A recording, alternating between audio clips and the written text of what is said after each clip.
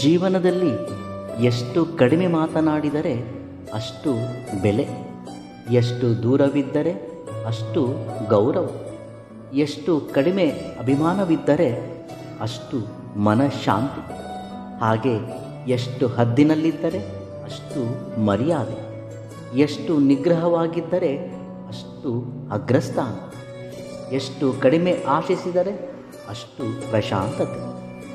4 ಜನರೊಂದಿಗೆ ಇದ್ದಾಗ ನಾಲಿಗೆಯನ್ನು ಹಿಡಿತದಲ್ಲಿ ಇಟ್ಟುಕೊಂಡರೆ, ಹಾಗೆ ಆವೇಶದಲ್ಲಿದ್ದಾಗ ಆಲೋಚನೆಗಳನ್ನು ಹದ್ದಿನಲ್ಲಿ ಇಟ್ಟುಕೊಂಡರೆ ಜೀವನ ಪ್ರಶಾಂತವಾಗಿ ಸಾಗುತ್ತದೆ.